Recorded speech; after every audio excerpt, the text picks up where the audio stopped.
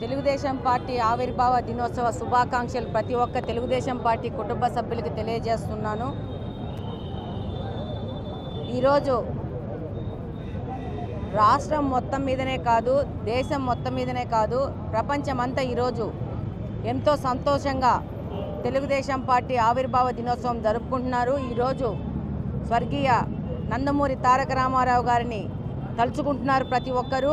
ముఖ్యంగా గమనిస్తే రాష్ట్రంలో కానీ కడపలో కానీ గత 5 సంవత్సరాల నుంచి మనం ఎలాంటి విపత్కర పరిస్థితులను అనుభవించామో ఎదుర్కొన్నామో మనందరికీ తెలుసు. ప్రతి ఒక్క కార్యకర్త, పార్టీ కోసం కష్టపడిన ప్రతి ఒక్క కార్యకర్త పోలీస్ కేసులు పెట్టుకొని ఎంతో కష్టాన్ని అనుభవించారు. రాష్ట్రంలోని ప్రతి ఒక్కరూ, అధ్యక్షులు చంద్రబాబు నాయుడుతో సహా ప్రతి ఒక్క కార్యకర్త ఎన్నో కేసులు పెట్టుకొని ఈ యొక్క అవినీతి అయిన వైసీపీ పాలనలో ఇబ్బందులు పడ్డారు. వాళ్ళ యొక్క ఉత్సాహం నుంచి, వాళ్ళ యొక్క పట్టుదల నుంచే మళ్ళా కొంతమంది ఈ కడపలో అన్నారు, తెలుగుదేశం పార్టీ 2019లో చంద్రబాబు నాయుడు గారు ఎలక్షన్ అయిపోయినాక వస్తే ఇంకా 30 సంవత్సరాల వరకు వైసీపీని దింపే శక్తి లేదు, చంద్రబాబు నాయుడు గారు 30 సంవత్సరాలు బతికే పరిస్థితి లేదు.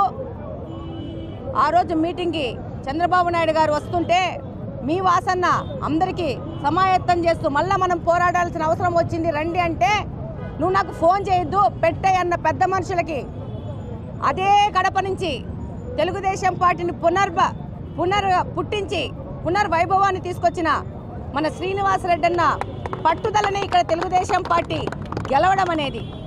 అలాంటి వ్యక్తులు మళ్ళీ ఇప్పుడు తెలుగుదేశం పార్టీ కండువా కప్పుకొని మళ్ళీ ముసలి కన్నీళ్ళు గార్చుకుంటూ మేము తెలుగుదేశం పార్టీ కార్యకర్తలం అనుకుంటూ, నాయకులం అనుకుంటూ మళ్ళీ తిరుగుతూ ఉంటారు.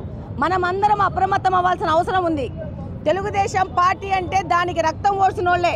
ఇలాంటి స్వార్థపరులు సమయానికి అనుకూలంగా మనల్ని వాడుకునే వాళ్ళు కాదు.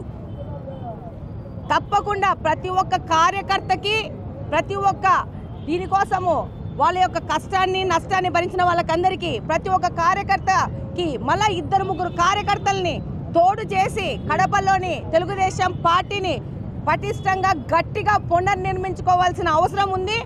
ఇక తిరుగు లేకుండా కడపలో తెలుగుదేశం పార్టీకి ముందుకు తీసుకుపోవాలంటే ప్రతి ఒక్క తెలుగుదేశం పార్టీ కుటుంబ సభ్యుడు ఈ యొక్క తెలుగుదేశం పార్టీ పరిపాలనలో రాష్ట్రం ఎలా ఉంటుంది, ప్రపంచం ఎలా ఉంటుంది, కడప నియోజకవర్గం ఎలా ఉంటుంది తెలియజేసి న్యూట్రల్గా ఉన్న వాళ్ళని కూడా తెలుగుదేశం పార్టీకి తీసుకొచ్చి వాళ్ళని కూడా తెలుగుదేశం పార్టీ కుటుంబ సభ్యులు చేసి ఇంకా పటిష్టంగా తెలుగుదేశం పార్టీకి ముందుకు తీసుకుపోవాల్సిన అవసరం ఉంది. తెలుగుదేశం పార్టీని కడపలో పుట్టించారు. ఇది అడ్డా గడ్డ అనుకున్న వాళ్ళకి ఒక చరిత్ర రాసి చూపించారంటే తెలుగుదేశం పార్టీ కుటుంబ సభ్యుల యొక్క కష్టాన్ని యొక్క ఫలితం అది.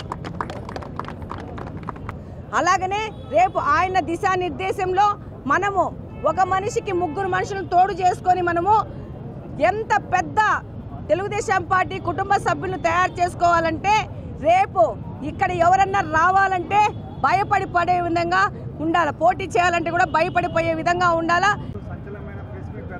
పెట్టమను, సురేష్ బాబుని పెట్టమను, ఇంకెవరైనా పెట్టమను. చట్టం ప్రకారం చట్టం తన పని తాను చేసుకొని పోతుంది. వచ్చింది కదా తాకీదు, సమాధానం పెట్టమను, సంచలన ప్రెస్ మీట్ పెట్టమను, ఏమైనా పెట్టమను. ఇంటికి పోయేటప్పుడు ఉమ్మిపోతే ఆకాశం మీద ఉమ్మితే మింద పడుతుంది. సో ఉమ్మే ప్రయత్నం చేస్తాను అతను, ఉమ్ముకోమను. ప్రత్యేకంగా ఏమన్నారంటే మేయర్ గారు బాంబు లాంటి నిజాలు చెప్పబోతున్నారు, బ్రహ్మాండంగా చెప్పమను. ఆయన బాంబులు చెప్తే ఆ బాంబులు ఎట్ట నీరుగార్చాలో మాకు తెలుసు. అవినీతి పరులు కూడా మాట్లాడడానికి ముందుకు వస్తున్నారు. పరాభవం జరగడం ఖాయం.